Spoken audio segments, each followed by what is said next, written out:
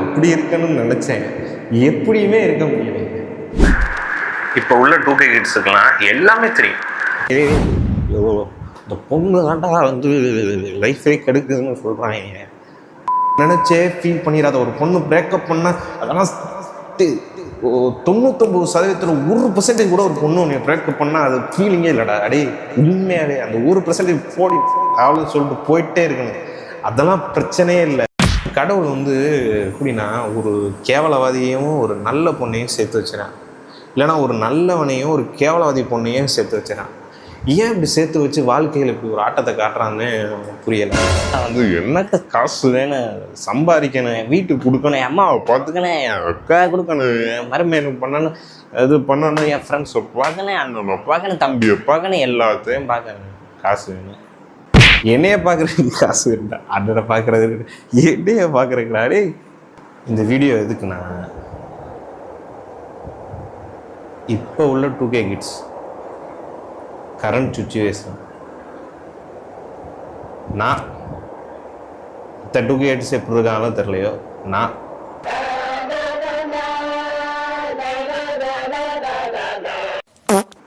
கரெக்டாக 18 வயசு இப்படி இருக்கணும். அப்படி அடுத்த வருஷம் அதை பண்ணுறான், அதுக்கு அடுத்த வருஷம் அதை பண்ணுறான், அடுத்த 2 வருஷத்தில் அப்படி பண்ணுறான், அடுத்த செட்டில் ஆகுறான் அப்படின்னு 18 வயசில் ஃபிக்ஸ் ஆகிடுச்சு. 20 வயசில் ஓகே கரெக்டாக போயிட்டுருக்கோம், சூப்பராக போயிட்டுருக்கோம், அப்படி பண்ணு அப்படி பண்ணு அப்படி.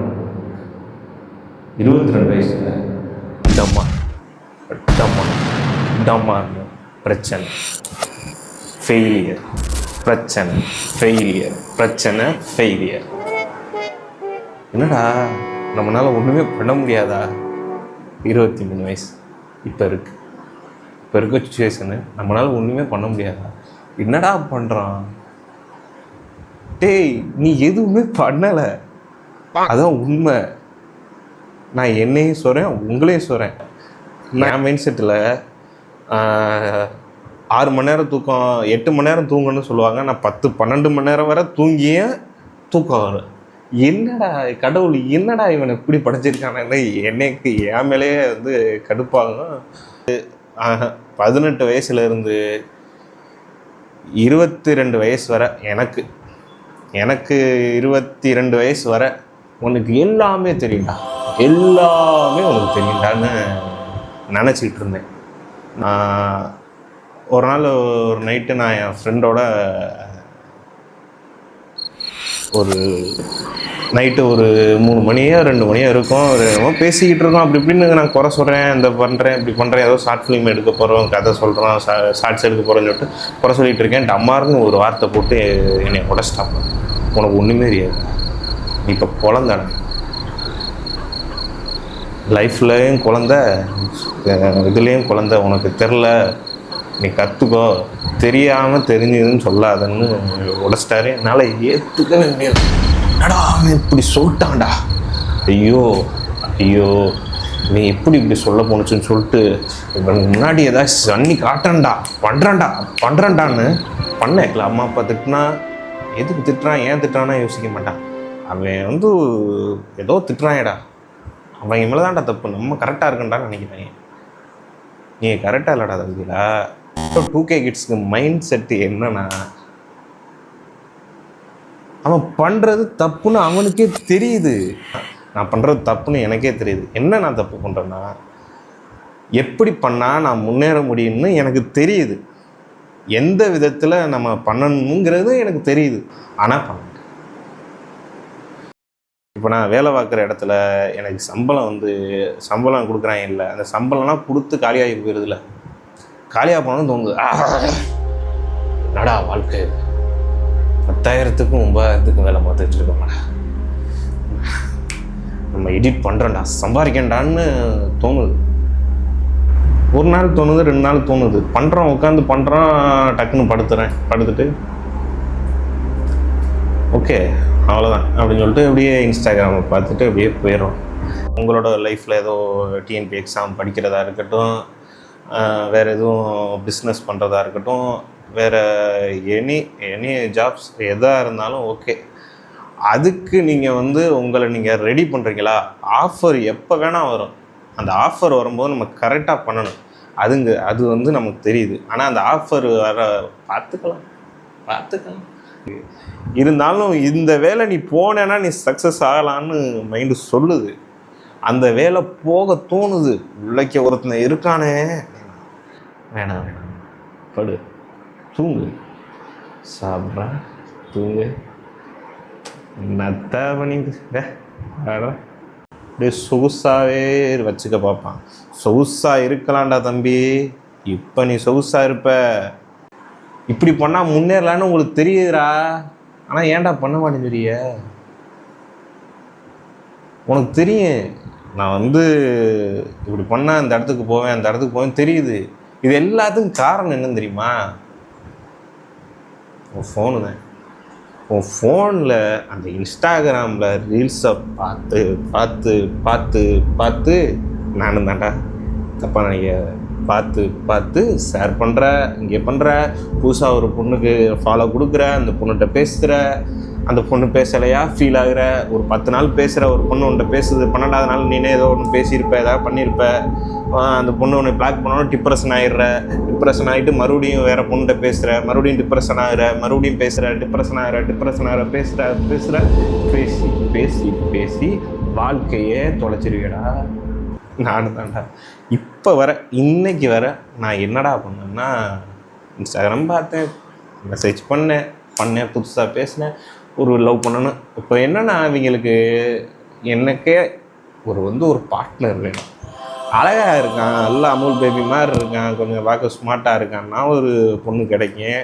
அவன் பேசுகிறான், ஓகேடா உனக்கு எதுக்குடா பொண்ணு, அவன் சொல்கிறான். ஆனால் இவனுக்கு ஆசை, அலுப்பாசை, ஒரு பொண்ணு வேணும், அந்த பொண்ணை லவ் பண்ணணும், அந்த பொண்ணுகிட்ட பேசணும், அப்படி சொல்லணும், அந்த பொண்ணு எதிர்பார்க்கணும், மீட் பண்ணணும், அப்படி சுற்றணும், பைக் சுற்றணும், அப்படி பண்ணணும், இப்படி பண்ணணும்.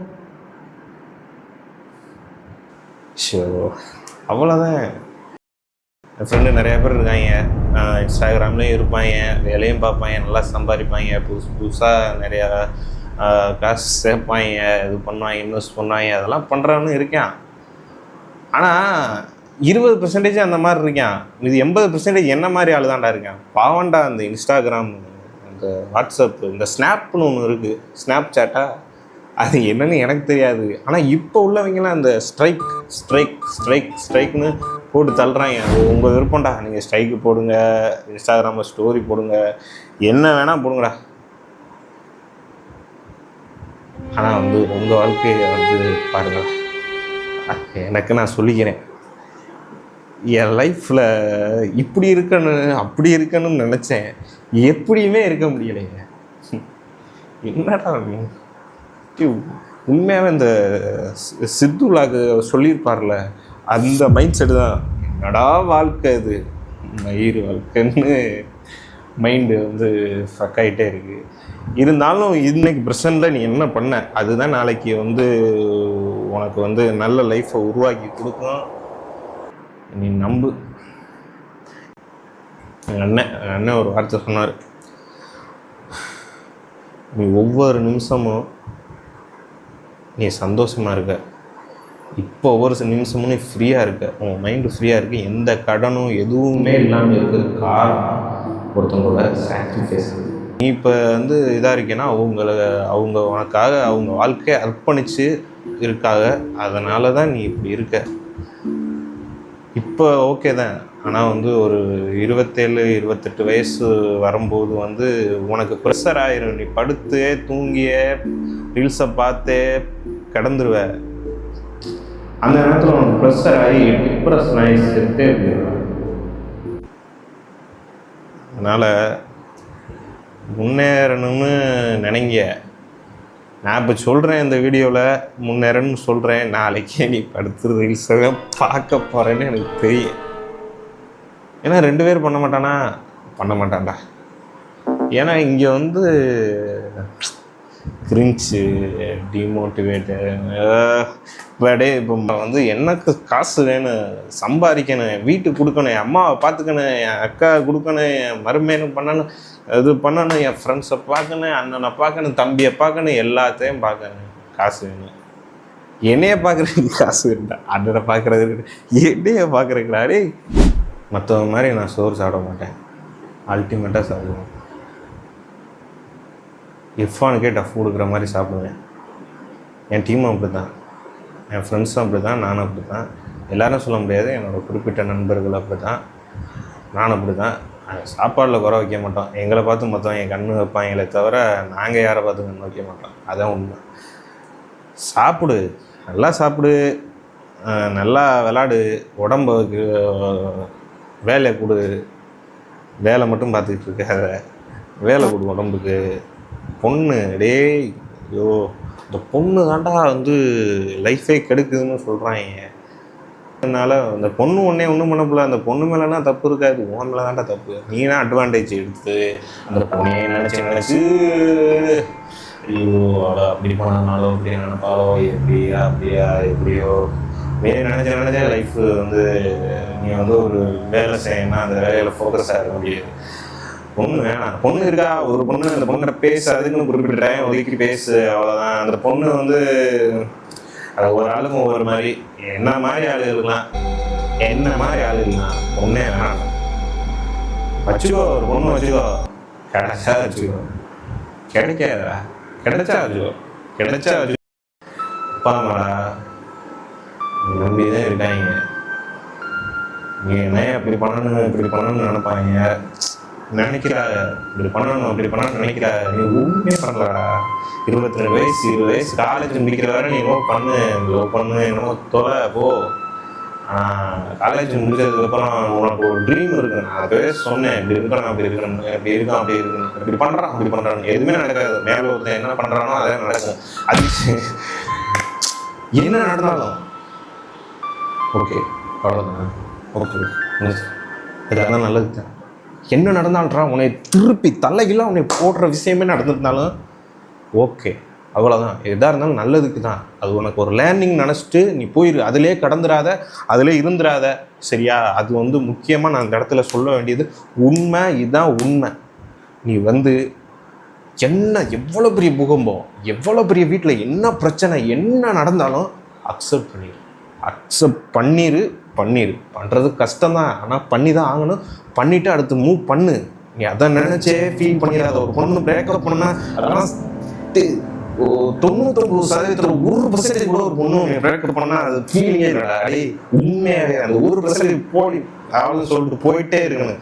அதெல்லாம் பிரச்சனையே இல்லை உனக்கு. அதை நான் சொல்ல வரல. நான் வந்து அதை விட பெரிய விஷயங்கள் நிறையா இருக்குது. அதெல்லாம் போக தெரிஞ்சுக்கவே அதை தான் சொல்ல வரேன்.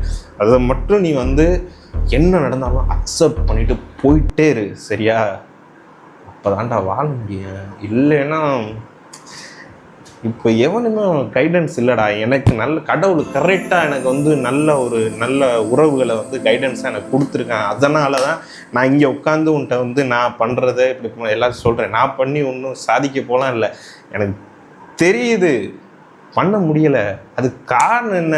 பழகிட்டேன். இதை இப்படி பண்ணி பழகிட்டேன். ஆனால் நான் நினச்சேன்னா இப்படியே பண்ணுறது இன்னும் கண்டினியூ பண்ணுவேன், பண்ணிகிட்டே இருப்பேன், போவேன். அப்படியே என்ன வேணால் பண்ணலாம், அதை விடு. அது எப்படி போதோ அப்படியே போவேண்ணா. ஸ்ட்ரகிள்னா இங்கே கொடுக்கக்கூடாது, இங்கே ஸ்ட்ரகிளே கொடுக்கக்கூடாது. என்ன பண்ணணும்னா போகிற வழியில் போயிட்டே இரு, அது பிடிச்ச மாதிரி போயிட்டே இரு. அப்படியே சொல்லுவோம், அப்படியே போயிட்டே இரு. அதை விட்டுட்டு ஸ்ட்ரகிள் பண்ணாத. ஸ்ட்ரகிள் பண்ணுறதுக்கு இங்கே வேலையே இல்லை, ஓகேயா? அப்புறம் இப்போ நீ பண்ணுற பாரு அந்த தப்பு, அதை தான் நான் இப்போ குறித்து சொல்கிறேன். அந்த தப்பு அதுலேருந்து எவ்வளோ சீக்கிரம் நீ மீள முடியுமோ, அதுலேருந்து எவ்வளோ சீக்கிரம் நீ வெளியில் வர முடியுமோ அவ்வளோ சீக்கிரம் நீ வெளியில் வா. அதுதான் உனக்கு நல்லது. நான் எனக்கு சொல்கிறேன், அதே மாதிரி உன்ட்டே சொல்கிறேன், அதுதான் உனக்கு நல்லது. இது வந்து பாய்ஸாக இருக்கட்டும் கேர்ள்ஸாக இருக்கட்டும், பாய்ஸும் கேர்ள்ஸும் 2 பேரும் எடுத்துக்கோ. நீங்கள் தாண்டா 2K கிட்ஸுகளா, என்ன மைண்ட் செட்னே எனக்கு தெரிலடா. என்னடா அந்த கஞ்சா அதெல்லாம் நீ இழுக்கிற, உன் லைஃப்பை நீனே கெடுத்துக்கிறேன்னு நிறைய பேர் சொல்லுவாங்க. இப்போ உங்கடா எனக்கு தாண்டா தெரியும் என்னோடய ஃபீலிங்ஸுன்னு வர. உனக்கு இருக்கிறது ஃபீலிங்ஸே இல்லைடா, அவ்வளோதான்டா. என்னடா பெரிய ஃபீலிங்ஸு, தலையே வெடிச்சு போகிற மாதிரி என்ன ஃபீலிங்ஸு? ஒரு ஃபீலிங் உனக்கு இல்லை. இதை நான் பேசலை, எனக்கு கற்றுக் கொடுத்தவங்க, என்னோட உறவுகள்,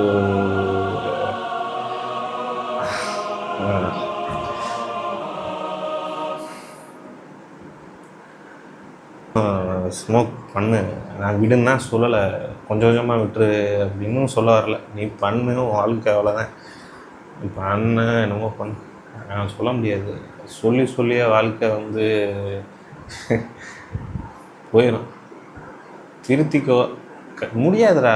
ஏன்டா, ஏன்னா நானே இப்போ வந்து உன்னை நிறுத்துன்னு சொல்கிறேன், நீ வந்து நிறுத்த ட்ரை பண்ணாலும் உன்னால் முடியாது.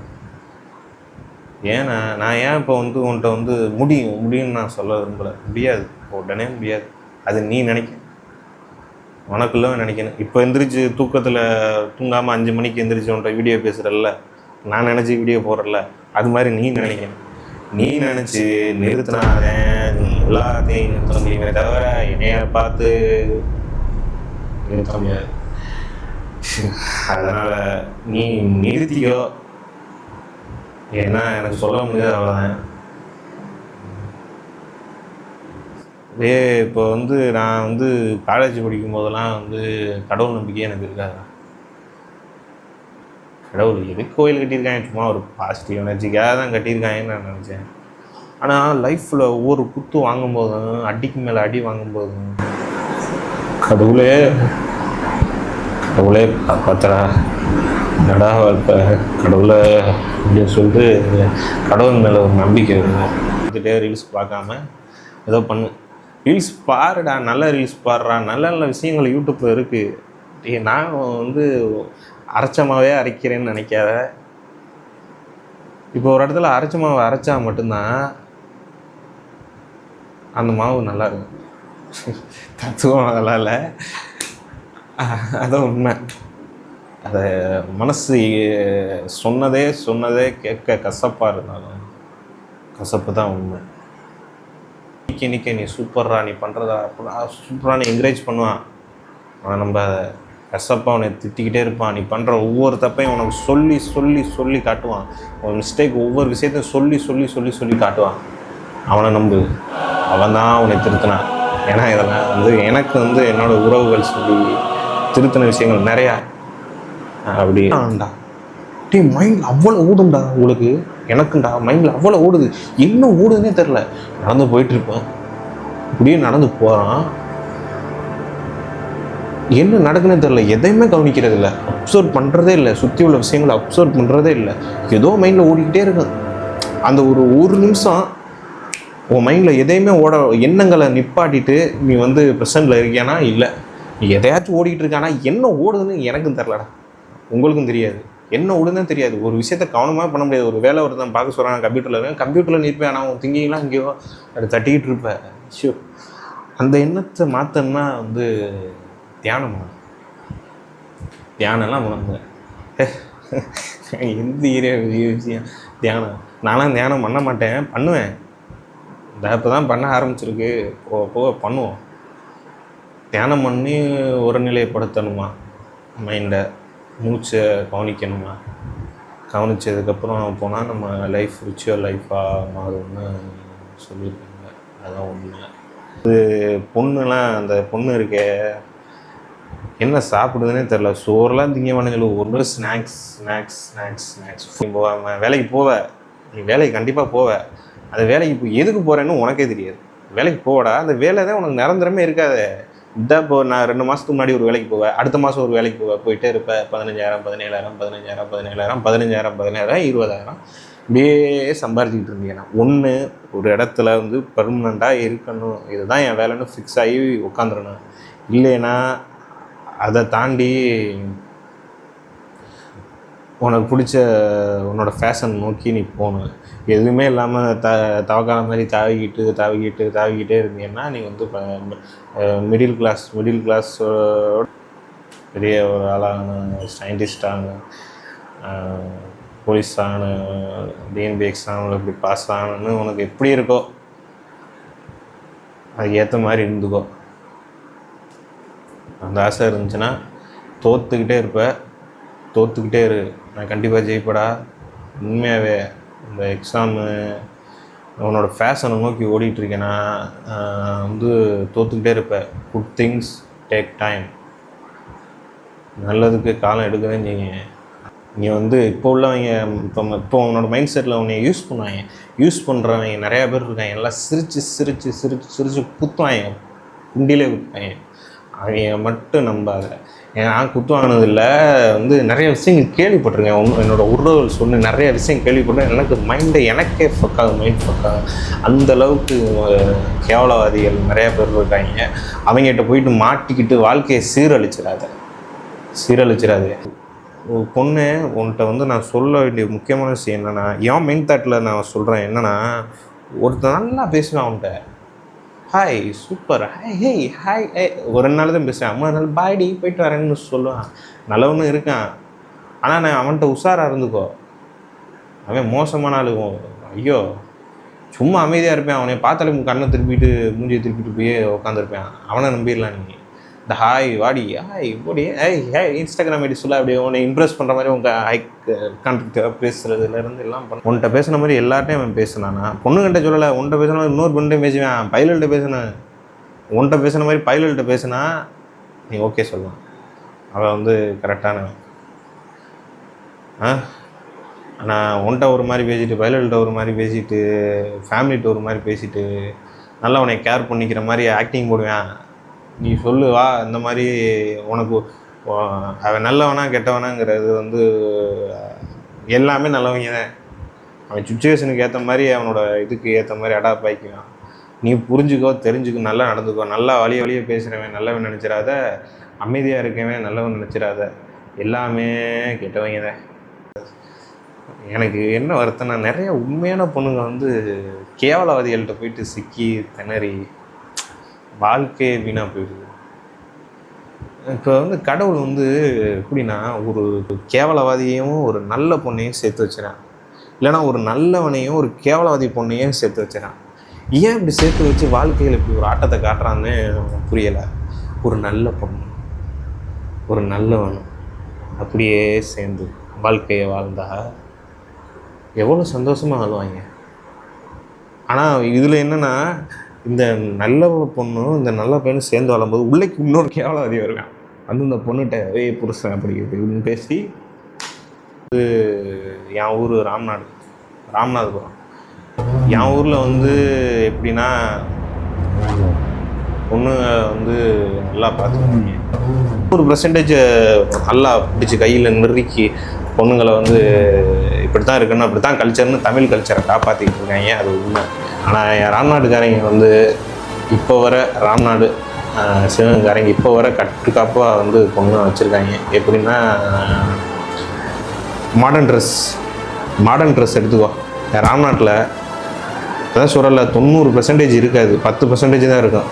மற்ற இடத்த கோயம்புத்தூரில் வந்துட்டேன்னா வந்து 80% மாடர்ன் தான், 20% தான் இது. சென்னை எடுத்துக்கோ, எந்த ஊரை வேணால் நீ எடுத்துக்கோ, என் ஊர் மாடர்ன் ட்ரெஸ் நோ அலோவ். அதான் உண்மை. மாடர்ன் ட்ரெஸ்ஸு மட்டும்தான் எங்கள் வாழ்க்கையில்.